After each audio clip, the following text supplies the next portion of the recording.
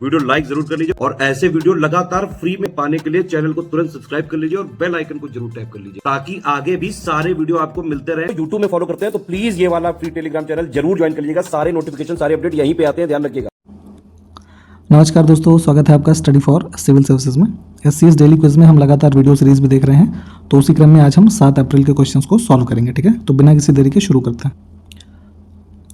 पहला प्रश्न देखेंगे कि निम्न में से कौन सी सीवर और सेप्टिक टैंक की खतरनाक मैनुअल सफाई को रोकने और उनकी मशीनीकृत सफाई को बढ़ावा देने के उद्देश्य से शुरू की गई एक पहल है। ठीक है, तो बेसिकली होता क्या है, जो मैनुअल सफाई यानी कि जो ऐसे देखते होंगे ना कि अब जो ये हमारा सेप्टिक टैंक होते हैं या फिर जिनमें आपका ये सीवर बहता है, तो कभी कभी कुछ लोग जो है उसमें उतर करके उनकी सफाई करते हैं।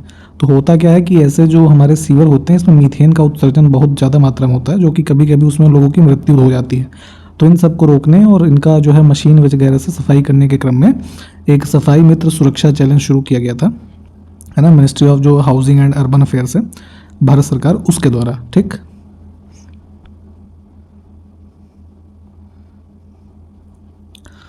भारत की जनगणना 2011 के अनुसार निम्न में से किस राज्य का 2001 से 11 के बीच भारत की जनसंख्या की कुल वृद्धि में दूसरा सबसे अधिक प्रतिशत में योगदान रहा है। ठीक है, तो पहले पे तो उत्तर प्रदेश ही रहा, दूसरा जो है बिहार है। यहाँ पे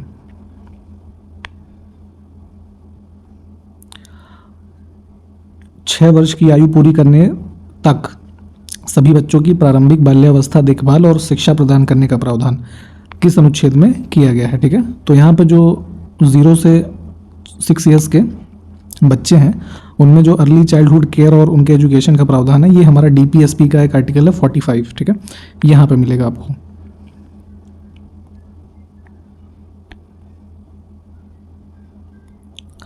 संविधान 100वां यानी कि जो 100th हमारा अमेंडमेंट है कॉन्स्टिट्यूशन का 2015 वाला, किससे संबंधित है। ठीक है, तो यहाँ पे भारत और बांग्लादेश के बीच में जो है कुछ एरियाज का जो है ये म्यूचुअल ट्रांसफ़र हुआ था। ठीक है, जो बॉर्डर के एरियाज़ हैं इंडिया पाकिस्तान के, तो उन्हीं से संबंधित लैंड बॉर्डर अमेंडमेंट जो है इसको कहा जाता है।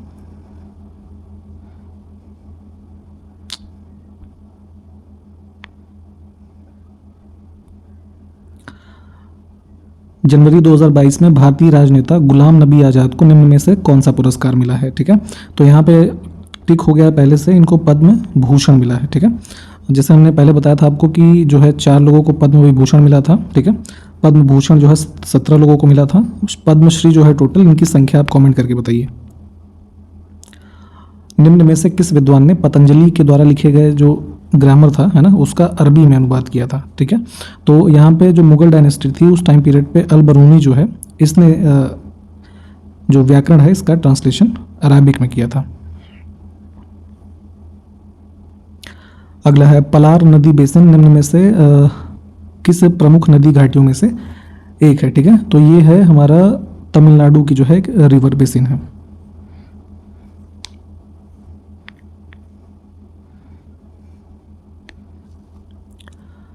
निम्नलिखित में से कौन सिंधु क्षेत्र की बेलनाकार मुहर पर पाए जाने वाले पशु रूपांकनों में से एक है। ठीक है, तो यहाँ पे जो इंडस वैली सिविलाइजेशन का रीजन था, ठीक है, तो उसमें सिलेंड्रिकल जो है मुहर पाई जाती थी, सील्स पाई जाती थी। ठीक है, तो उसमें जो है रूपांकन होता था कुबड़ वाले बैल का। ठीक है, या ऑप्शन डी जो है ये करेक्ट होगा।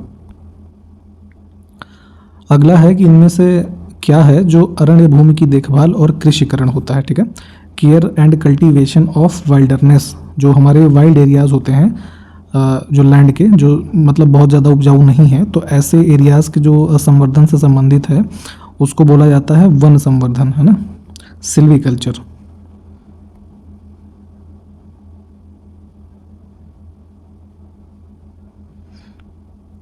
अगला है कि कथक के प्रतिपादक और पद्म विभूषण से सम्मानित पंडित बिरजू महाराज जी जो हैं, तो लखनऊ शैली के कथक के किस घराने के पथ प्रदर्शक थे। ठीक है, तो ये हमारे जो है जो कथक का ये कालका बिंदादीन जो घराना है ना, इसके जो है संबंधित रहे, ये ऑप्शन सी। अगला है जनवरी 2022 में भारत सरकार के मुख्य आर्थिक सलाहकार यानी कि जो चीफ इकोनॉमिक एडवाइज़र होते हैं, तो इसके रूप में किसे नियुक्त किया गया है। ठीक, तो अब जो नए बन गए हैं इनका नाम है ये वेंकट रमन अनंत नागेश्वरन। ठीक, ऑप्शन बी। जनवरी 2022 में टाटा सन्स के चेयरमैन एन चंद्रशेखरन को निम्न में से कौन सा पुरस्कार मिला है, ठीक है। तो हमारा ऑर्गेनाइजेशन जो है टाटा ग्रुप, टाटा सन्स है ना, तो उसके चेयरमैन है एन चंद्रशेखरन जी। तो इनको मिला है पद्म भूषण, ठीक है। अभी हमने देखा था ऊपर गुलाम नबी आज़ाद जी को भी मिला था यही।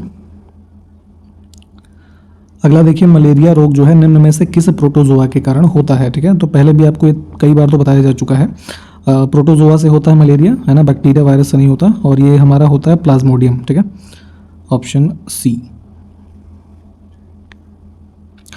ओरिजिन ऑफ स्पीशीज पुस्तक जो है किसके द्वारा लिखी गई पुस्तक है, ठीक है। तो ये है काफ़ी फेमस पुस्तक, लाइफ साइंसेस से संबंधित चार्ल्स डार्विन की पुस्तक है ये। अगला देखें, वह पहला मौर्य शासक कौन था जिसने अपनी प्रजा और अधिकारियों के लिए अपने संदेशों को प्राकृतिक चट्टानों के साथ साथ पॉलिश किए गए स्तंभों की पाषाण सतहों पर उत्कीर्ण करवाया, ठीक है। जो रॉक एडिक्ट्स वगैरह की बात की जा रही है, तो यहाँ पे जो अशोक का टाइम पीरियड है, अशोक के शिलालेख काफ़ी फेमस है, जो मेजर माइनर है ना, पिलर रॉक एडिक्ट्स, ठीक है। तो इन सब के बारे में आपने पढ़ा ही होगा। तो अशोक ही वो शासक थे, ठीक है। सी ऑप्शन को चुनेंगे हम। अगला है मिर्जा हाकिम इनमें से किस मुगल बादशाह का सौतेला भाई था, ठीक है, कजिन था। तो ये जो है अकबर का कजिन था, ऑप्शन ए। उत्तर भारत की किस नदी को हिमाचल प्रदेश में चंद्रभागा के नाम से भी जाना जाता है, ठीक है। तो जो हमारी ये देखेंगे, ये इंडस रिवर सिस्टम है ना, 5 मेजर नदियाँ जो है इसमें, तो इसमें से जो चिनाब है इसको चंद्रभागा के नाम से जानते हैं हिमाचल प्रदेश के रीजन में। अगला देखिए कि जीव विज्ञानी शब्दावली यानी कि जो हमारा बायोलॉजिकल टर्मिनोलॉजीज होती हैं, तो उसमें नग्न बीज वाले पौधों को क्या कहा जाता है, ठीक है। नेकेड सीड्स जो होते हैं उनको बोला जाता है जिम्नोस्पर्म्स, ठीक है। और एंजियोस्पर्म के बारे में भी आपने सुना होगा। तो ये ऐसे हमारे जो सीड्स होते हैं जो कहाँ पाए जाते हैं, फ्लावर्स जो होते हैं उनके अंदर पाए जाते हैं, ठीक है। तो इनके बारे में भी ध्यान रखिएगा। भारत के संविधान में राज्यसभा के सदस्यों के चुनाव का प्रावधान हमने किस देश के संविधान से अपनाया है, ठीक है। तो जो मेंबर्स इलेक्ट होते हैं हमारे जो 4th शेड्यूल में किस राज्य में कितने राज्यसभा सदस्य होंगे उनकी संख्या का प्रावधान दिया है ना, allocation of seats in the Rajya Sabha. तो हमने राज्यसभा के सदस्यों के चुनाव का जो प्रावधान है उसको लिया है दक्षिण अफ्रीका के संविधान से। यहाँ पे देखिए, खाद्य श्रृंखला का प्रत्येक चरण या स्तर एक पोषी स्तर बनाता है, ठीक है। तो जो फूड चेन होती है उसके बारे में बात हो रही है। तो निम्न में से कौन सा उक्त खाद्य श्रृंखला के प्रथम पोषी स्तर पर होता है, ठीक है। तो कोई भी फूड चेन स्टार्ट होती है तो वो स्वपोषी या उत्पादक यानी कि जो हमारे कौन होते हैं, ऑटोट्रॉफ्स या प्रोड्यूसर्स होते हैं, उनसे स्टार्ट होती है, ठीक है। ऑप्शन ए हमारा करेक्ट होगा इसमें।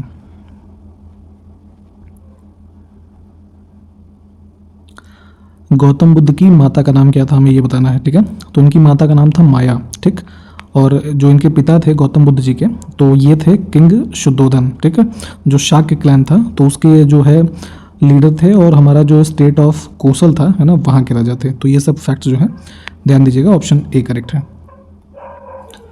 अगला देखिए, भारत में ड्री त्योहार निम्न में से किस राज्य में मनाया जाता है, ठीक है। ड्री फेस्टिवल तो ये मनाते हैं अरुणाचल प्रदेश में, हमारा बी जो है ये करेक्ट है।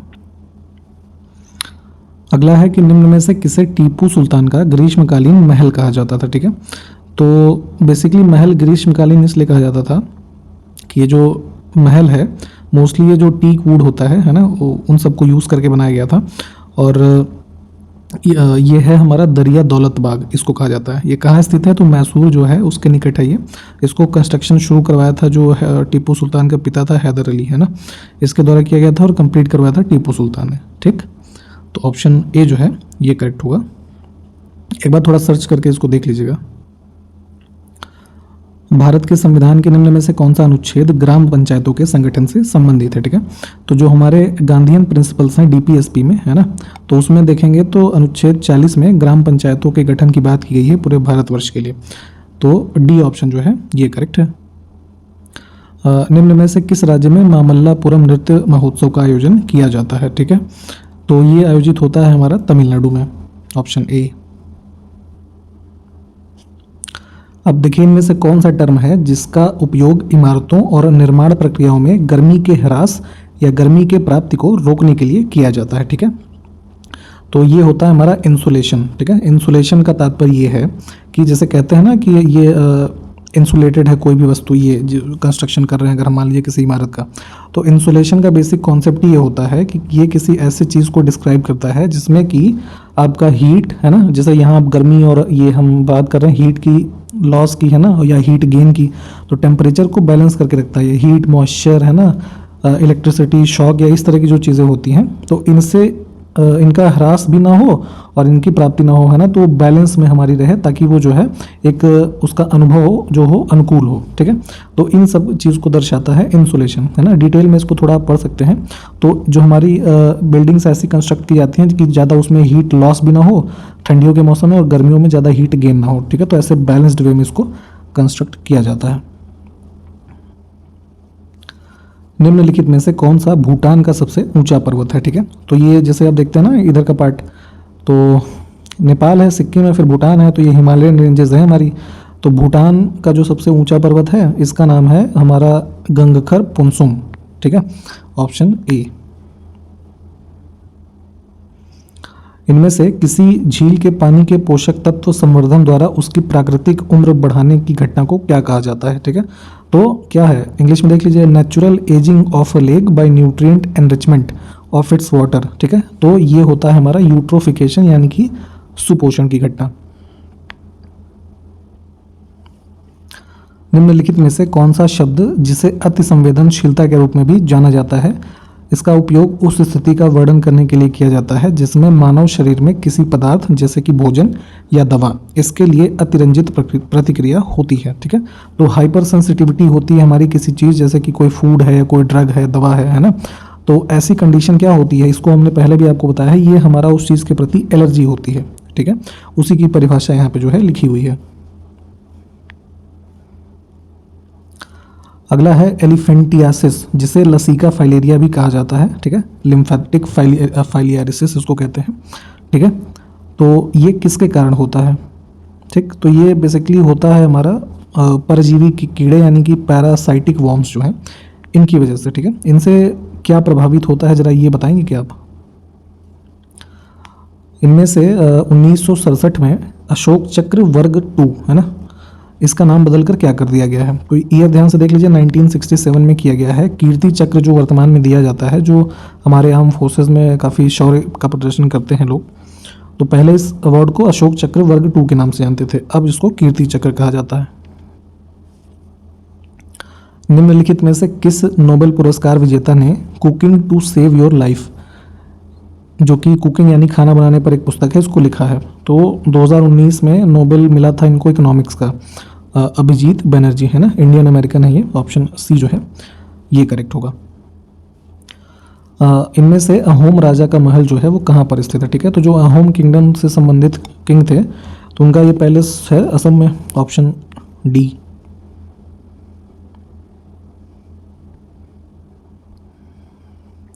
भारत के पूर्व राष्ट्रपति स्वर्गीय डॉक्टर एपीजे अब्दुल कलाम के नाम पर 15 अक्टूबर 2020 को शुरू किया गया कार्यक्रम, जिसका नाम है कपिला, निम्न में से किस क्षेत्र से संबंधित है, ठीक है। तो डेट याद देख लीजिए, इंपॉर्टेंट है, 15 अक्टूबर 2020 को शुरू किया गया था। इस प्रोग्राम को कपिला कलाम भी कहा जाता है, और इंटेलेक्चुअल प्रॉपर्टी और जो हमारा ये अवेयरनेस है ना, लिटरेसी एंड अवेयरनेस, इससे संबंधित है। इसके अंतर्गत इन सब चीज़ों का जो संवर्धन है इसको किया जाता है, बौद्धिक संपदा, साक्षरता और जागरूकता।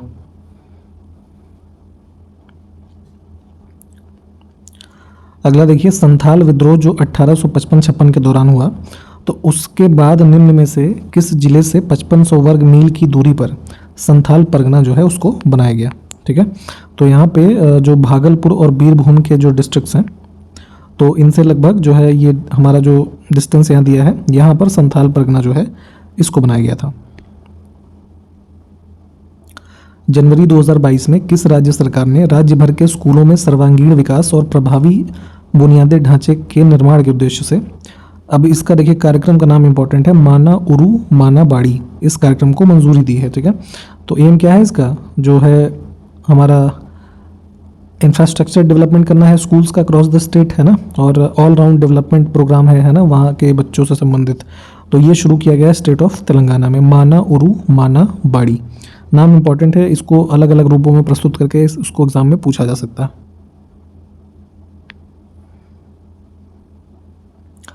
निम्नलिखित में से किस वर्ष में राष्ट्रीय हरित अधिकरण अधिनियम जो है, नेशनल ग्रीन ट्रिब्यूनल एक्ट जो है, इसको पारित किया गया था? तो एनजीटी स्टैब्लिश हुआ था 2010 में, तो एनजीटी एक्ट भी जो है हमारा ये वर्ष 2010 में ही बना था। अब यहाँ पे ये ऑप्शंस में दिया नहीं है, तो नन ऑफ द अबव जो है इसको चुनेंगे। अगला देखिए, एम्पियर में प्रत्यक्ष या प्रत्यावर्ती विद्युत धारा को मापने के लिए उपयुक्त जो उपकरण है उसको क्या कहा जाता है? तो जो हमारा डायरेक्ट करंट हो, है ना, डीसी या फिर एसी, तो इसको एम्पियर यूनिट में जो मापते हैं इसको बोलते हैं एमीटर। ठीक है।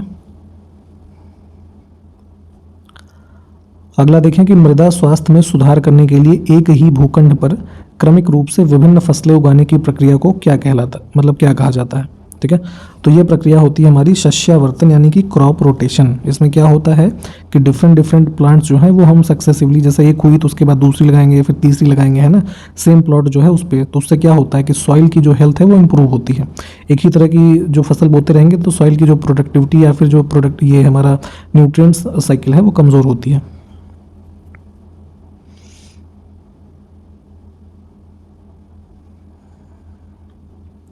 अठारह में दक्कन में साहूकारों और अनाज व्यापारियों के खिलाफ किसान विद्रोह किस जिले से आरंभ हुआ था? ठीक है, 1875 का ये रिवोल्ट है ना, पीजेंट रिवोल्ट, ये शुरू हुआ था पूना में।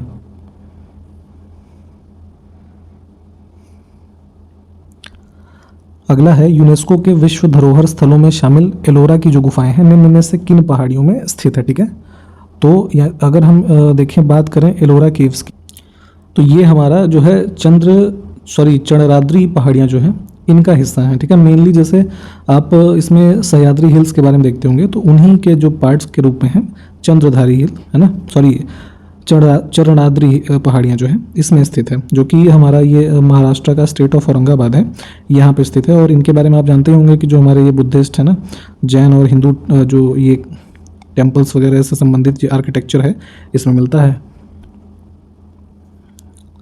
भारत को डिजिटल रूप से सशक्त समाज और ज्ञान अर्थव्यवस्था में बदलने की दृष्टि से भारत सरकार का एक प्रमुख कार्यक्रम निम्न में से कौन सा है? ठीक है, तो यहाँ पे डिजिटल जो है क्रांति लाने के क्षेत्र में डिजिटल इंडिया हमारा प्रोग्राम जो है उसको शुरू किया गया था 1 जुलाई 2015 से। ठीक,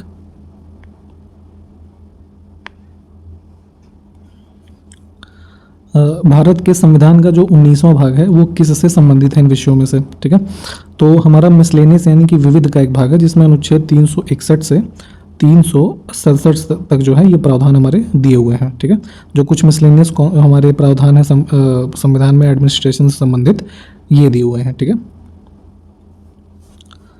अगला देखें कि मुझे गोल्डन फाइबर के रूप, माफ़ कीजिएगा, थोड़ा पूरा स्टेटमेंट देखते हैं कि मुझे गोल्डन फाइबर के रूप में जाना जाता है, मुझे अपने विकास के दौरान उच्च तापमान की आवश्यकता होती है। तो ये दो हमारे जो फीचर हैं निम्न में से किस जो फसल या हमारे जो ये कंपोनेंट्स दे रखे हैं इससे संबंधित है? तो यही कह रहा है कि मैं क्या हूँ, तो ये जो हमारी विशेषता है ये कॉटन की विशेषता है। ठीक है, ऑप्शन, माफ़ कीजिएगा, जूट के बारे में बात हो रही है, गोल्डन फाइबर है ना, तो ये जूट होता है। ठीक, तो ये जो दो कंडीशन हमारे पास यहाँ दे रखी थी, क्या था, गोल्डन फाइबर और उच्च तापमान की की जो है आवश्यकता। इसके साथ साथ हम देखेंगे तो जो टेम्परेचर का रेंज है वो मोर देन 25 डिग्री सेल्सियस से ज़्यादा होना चाहिए, और रिलेटिव ह्यूमिडिटी जो है वो 70 से 90% की होनी चाहिए हमारे इस फसल के उत्पादन के लिए। और इसमें वर्षा की अगर हम बात करें तो 160 से 200 सेंटीमीटर की जो बारिश होती है वो रिक्वायर्ड होती है। ठीक है, तो ये जूट के जो है हमारे फीचर्स हैं, तो डी ऑप्शन करेक्ट है इसमें, ये देख लीजिएगा आप। अगला है Chitra play in one act, ये इनमें से किसके द्वारा लिखा गया था? ठीक है, तो ये है एक जो राइटिंग रविन्द्रनाथ टैगोर जी की, ऑप्शन ए। स्वतंत्रता के बाद से किस दशक में भारत में जनसंख्या की दशकीय वृद्धि प्रतिशत में सबसे तेज गिरावट दर्ज की गई है? ठीक है, तो यहाँ पे डिक्लाइन की अगर हम बात करें तो आज़ादी के बाद से जो हमारा 2001 से 11 का ये जो दशक है इसमें हमारे जो है परसेंटेज वाइज डिकेडल ग्रोथ जो है वो डिक्लाइन इसमें दर्ज किया गया है।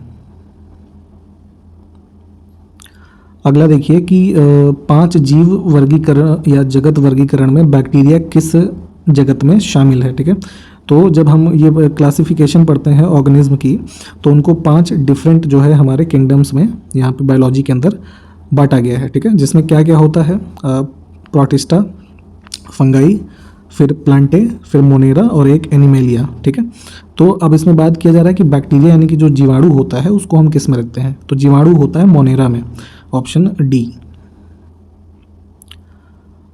अगला देखें, किसी तरल पदार्थ की कुछ विशेषताओं को मापने के लिए उपकरण का क्या नाम है। अब वो विशेषता क्या हो सकती है, जैसे उसका घनत्व या विशिष्ट गुरुत्व, ठीक, डेंसिटी या फिर स्पेसिफिक ग्रेविटी। तो किसी हमारा जो लिक्विड है ना, उसकी कैरेक्टरिस्टिक के रूप में डेंसिटी या स्पेसिफिक ग्रेविटी को नापने के लिए जो हमारा मीटर है उसको बोलते हैं यहाँ पे हाइड्रोमीटर, ठीक। डी ऑप्शन जो है ये करेक्ट होगा। और यहाँ तक हमने इसमें देखा सारे क्वेश्चंस को, तो यहीं पे समाप्त करेंगे। अगले वीडियो में मिलते हैं आपसे। नमस्कार, जय हिंद।